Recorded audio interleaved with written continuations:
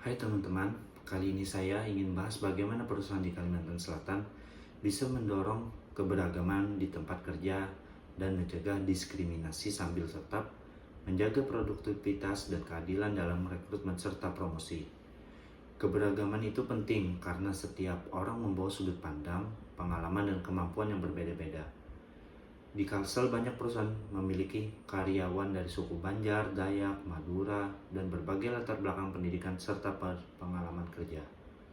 Dengan menghargai perbedaan ini, perusahaan bisa mendapatkan ide-ide baru, mendorong kreativitas, dan membangun hubungan yang lebih baik dengan masyarakat sekitar.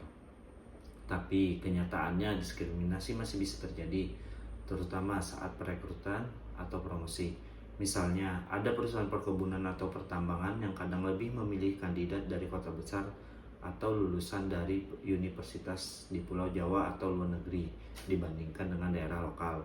Jadi, karyawan asli lokal yang sebenarnya kompeten kurang diperhatikan, atau dalam promosi kemampuan perempuan kerap diabaikan untuk posisi manajerial.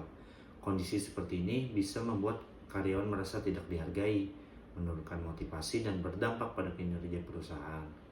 Untuk mengatasi hal ini, ada beberapa langkah sederhana tapi efektif. Pertama, pastikan rekrutmen dan promosi benar-benar berdasarkan kemampuan, pengalaman, dan kinerja, bukan karena suku, gender, atau usia.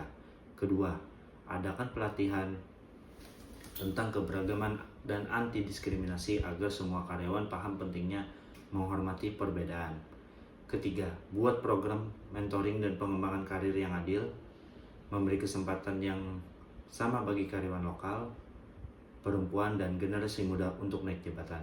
Keempat, sediakan jalur pengaduan yang aman bagi karyawan yang mengalami diskriminasi sehingga masalah bisa cepat ditangani tanpa menimbulkan rasa takut.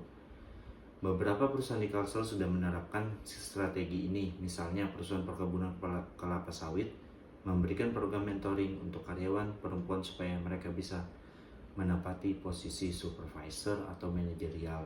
Hasilnya, karyawan merasa dihargai, termotivasi, dan kinerja perusahaan pun meningkat. Selain itu, perusahaan juga mendapat reputasi baik karena menciptakan lingkungan kerja yang adil dan inklusif. Dengan langkah-langkah seperti ini, organisasi di Kalimantan Selatan bisa mencegah diskriminasi sekaligus mendorong keberagaman sambil tetap menjaga produktivitas dan keadilan. Karyawan merasa aman dan dihargai, perusahaan mendapatkan ide-ide baru, dan budaya kerja menjadi lebih positif.